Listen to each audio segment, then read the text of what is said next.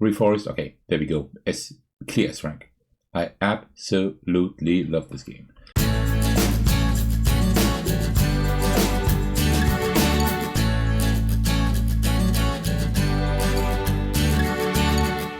Hey everyone, this is Attackers, and it is time again to talk about the best and worst games I played last month, this time September 2025. As you can see, not a whole lot this time. That's because I got to know a lot of new games. I played a few larger games, and also I just played a little bit less last month than usual, but it's still quite a lot.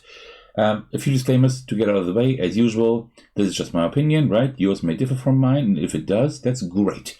We all have different tastes, so drop yours in the comment, and then we can talk a little bit about board games, which is great. Also, this is just a snapshot of what I like right now, right? There are games that I may rate a B at the moment, but I may rate it an A next time, just because I played more. I played with different people. I may play it differently under different circumstances, and things like that. So my opinion may change over time. Also, I don't have that regular bell curve here because I mostly play games that I enjoy. What a shocker. All right, let's get into it. So grab yourself a cup of tea and let's go. Let's start quite strong actually with DOT. This is a very nice game that I got to play for a preview, for a Kickstarter preview. The Kickstarter will be live depending on when I release this video here, but either it is already live or it will go live within the next few days. It's a nice little abstract game for 2 players, trying to get the largest, smallest difference between your own tableau and the one in the middle that is shared. Pretty cool. I think I will give this an A. I really enjoyed my time with it, so I will just put it right here. Then let's also jump to Fetching Feathers, because this is also by Chris Prescott, just like DOT, like Dot, and both games will be part of the same Kickstarter, and this one I enjoyed even more. This is a really, really good game. I'm still hoping for a solo mode here, but I will have to come up with one myself probably. Really, really nice tableau builder. Then we have So Clover. I got this game because a lot of people keep talking about it. That is so great. I have a lot of party games already. I have a lot of word games that I find excellent. So a new word game has quite some competition in my collection. And yes, it's a good game. But I don't think I like it more than the ones I have, right? I like Just One More. I like Poetry for Neanderthals more, for example. And a few other games as well. So yeah, it's good, but I wouldn't say it's as good as the other ones that I have. So, okay, so the game itself deserves an A. I think I personally, for my collection, would put it in B, but that wouldn't be quite fair because I need to evaluate the game as it is. Then with the Game Makers, this is on Kickstarter. I think it was on Kickstarter, not anymore.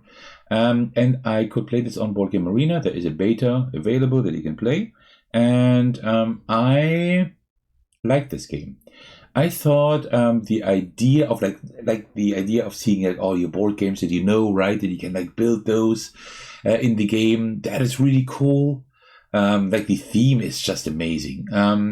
But I find it has loads of little small parts that are just not optimal.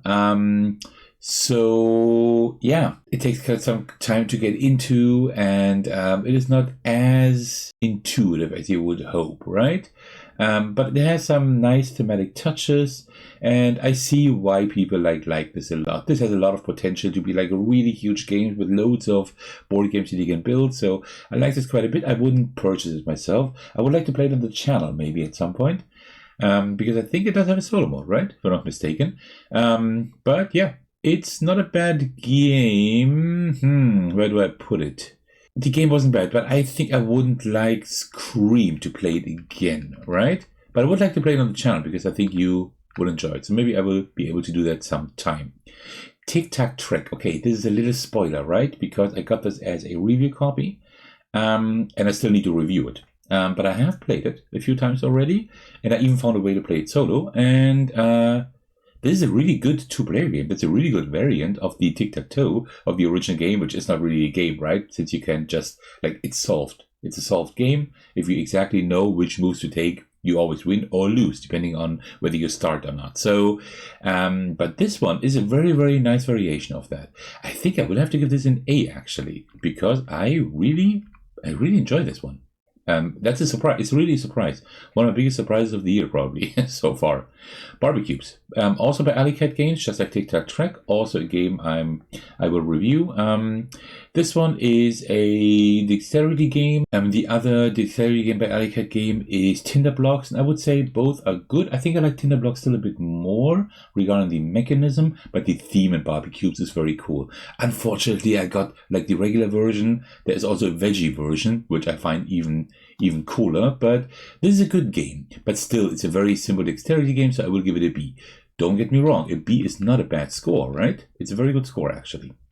Stamps. This is a game I just picked up in some like small shop, like a little bookshop. I thought, like, you know what? It's a travel game. It has a stamp theme, which is cool. So I think I'm gonna get it. And I find it really boring, and also it doesn't work quite.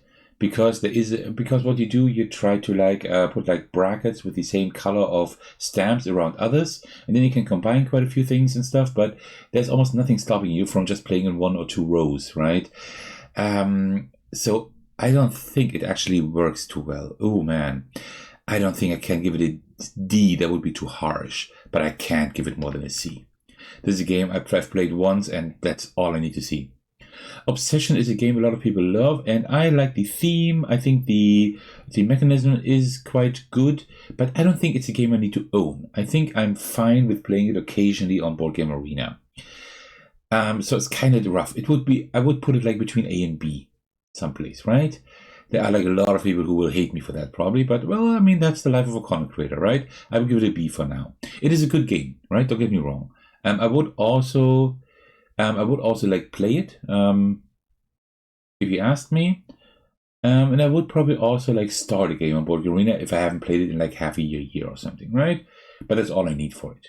Reforest, okay, there we go. Clear S rank. I absolutely love this game. I can't get enough of it. I have only played it solo, right? You can play it with up to 4 players, but I don't see the need to play with more players because I'm really happy solo with it. It's such a nice, crunchy puzzle. I can like really like think and try to find like the best way of putting my plants and trees in the forest. It is just amazing.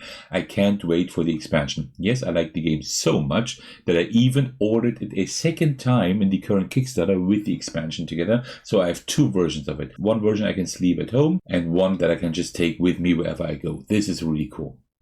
Earthborn Ranges. I've only played the tutorial mission so far, but I really like what I saw there. So I will give it an A for now. I don't know. It has potential to go up to S, but I don't know yet. My Little Scythe, also a small spoiler because I got a review copy by Storm My Games. So quite a lot of review copies here actually. So I'm not sure. This is like a more simpler version of Scythe. I would not say it is a children's version, but it's like the theme and like the design kind of make you think so. I think this is a nice variant of Scythe, but I didn't find it overall exciting for me personally. So I will also give this a B, which is definitely not a bad score, right? Everything C and below, these are games that I try to avoid. B and up, everything's fair game. Krakel Orakel. I don't even know if this has an English name, but it's like a new drawing game. It was nominated for Spiel des Jahres, but just didn't win because Bombusters won, which was clear. Everybody knew that Bombusters would win. And this is a game where you have like, you take like a board and there are like lines already drawn on it. You can only stay on those lines to draw your drawing. It's good. It's really good. I will not give it an S, but I will give it an A. It's a very, very solid game. The Bloody Inn. I've played this twice, and I absolutely love this. I played this on Board Game Arena. There even is a solo mode on Board Game Arena, so there's no reason to own it. Oh, yes, there is, because it's a really good game. I just ordered it. I ordered the new German printing. Yeah, I got it in German, but I will play it on the channel sometime. I have to, but I will just play the Board Game Arena version then. That is in English. Endangered is a game where I will pick up the rest of the expansions at Spiel this year, just because I like the game a lot. I don't think it is the best cooperative game out there. I also don't think it's the best nature game out there, like with the best mechanisms. But I think it has a very, very good theme. And also the mechanism is pretty good. It's like quite cooperative. So I'm like stuck between S and A for this one. I think I will give this an A, although I really like it. But I just think there are better games out there in that sphere, right? Of like cooperative games, of nature games. But still, like the theme is absolutely amazing. I really like how the different animals play out. Really, really good. Unmatched, I will have to give this an S. This is a game I'm not good at, and it's not a game that I usually like a whole lot. But Unmatched is amazing. It's such a cool dual game. I would think I wouldn't play it with more than 2 players. But there is a custom solo mode. I've tried it. It's a little bit confusing because I still don't quite know how to play it. But I think it works quite well if you know how it works. Micro Macro, always a really nice game. I actually also play the digital version at the moment. Downtown Detective, I think it's called. It's very good. I think I have to give this an A as well. It's a very good game. Then we have The Crows of Coppershell Bay. I'm still a little bit conflicted about this game, but not because it's bad. No, on the contrary. I don't know whether I want to give it an S or an A. It is so much game in such a small tin, right? It's amazing. But also it's not my most favorite like travel game or small box solo game. But it's really good and it does a lot for that small package. So I will give it an A for now. Next up we have Set a Watch, a game I really like. I don't know why I don't get this to the table more often, right? But it's a really cool game. I like this. It's quite challenging. I will give this an A. Also, there's like an app out now, so I may show off the game on my channel physically and maybe also digitally. Let's see. The Last Lighthouse is one of my most favorite button share games. It may actually become my favorite one. It's really, really good. If you want to see how it plays, I do have a playthrough on my channel. Wingspan, of course, it's my number 1 game, and I think it will stay my number 1 game for a while. Amazing tableau builder. Then we have Kokeshi. By Grand Gamers Guild, I like a lot of games by Grand Gamers Guild. Endangered, for example, The Artemis Project, also Endeavor Deep Sea. So there are quite a lot of really good games. Kokeshi has a really cool mechanism as well. And the first 1, 2, or 3 games are really amazing when you play it, but then like falls off a little bit. So I'm a little bit conflicted. I will not give this an S. I would give like between A and B, but I think I will rather give it a B. I had more hopes for the game, and it is a good game, don't get me wrong. But yeah, I think the long time potential isn't quite there for me. Forest Shuffle, clear S rank, especially with the expansion. Expansion's very, very good. I'm currently like playing Dartmoor on BGA to see how that one is. Then we have Sky Team, clear S rank. I do have a video on my channel where I show how to play it solo. I would suggest you check that out. Very, very good. The Castle of Burgundy, of course, also S rank, my number 3 game of all time. It will stay in my top 5 for a long time, I suppose. Then we have Room, I think it's Room 25 it's called. That's a cooperative game where you like turn over like rooms and have to try to find like the exit, but you have to also find like the key before that. It's cooperative. It's not bad. I will give this a B for now. This one has potential to become a little bit better, to get like a better ranking, but at the moment I will give this a B. Then we have Stonespine Architects. I really like this one. I give this an A. I have sold off my physical copy just because I don't play physically too much anymore. I play it mainly on Board Game Arena, but I do play it off and on. It's pretty good. The Gang is absolutely amazing. It's one of my most favorite small box games, not just of last year, but ever. Colorless Grip, maybe my most favorite solo travel game. It is just so amazing. Come on, please, please release the physical version. I'm begging you, man. I think I've never wanted to release more badly than this one. Beacon Patrol is a good game. I will give this an A. A little spoiler, I will actually bring you the digital version at some point. The physical version is already part of my channel. Descent, I think 3rd edition, I think it's called. This one is interesting. Like the characters and story are, yeah, quite interesting, I would say. Like the components are amazing. You actually build like up 3D terrain, which is pretty amazing. But it's still not, it's not one of my most favorite dungeon crawlers, because I just think like the scenarios are like a little bit too long, almost. And there are just dungeon crawlers that I enjoy more. But it's a very good one. I would have to give this an S. An A for now. Then we have Star Wars Battle of Hoth. This one is like very hot right now. People really like it, and I like it as well. I think it's a good, simple skirmish game. Or like, do you call it? Yeah, like kind of a skirmish game, like a duel game with like dudes on a map. But I think Unmatched is like way superior. I will still give this an A because I can appreciate the design. Tales of the Red Dragon is currently my most favorite dungeon crawler. That may change because I'm playing a lot of dungeon crawlers at the moment, but currently it is definitely my favorite one, S rank for sure. Tale of Merchants, one of my most favorite deck builders, so also S rank for sure. So you see, this was a strong month. I didn't play a whole lot of games, but I played a lot of really good games. So that was a very, very fun month for me. And I think October will be even cooler because, well, I mean, I'm at Spiel, right? Lots of new games to discover. So really looking forward to that. Well, that concludes my video, and now it's your turn. Let me know in the comments which were the best and worst games you played last month, and also let me know if you disagree or agree with my picks here. I'd love to hear your opinion. Alright, as usual, I would like to thank you all for your support, especially I want to give a shout out to my generous patrons. The big thanks go out to Thagonoff for supporting me at the highest tier.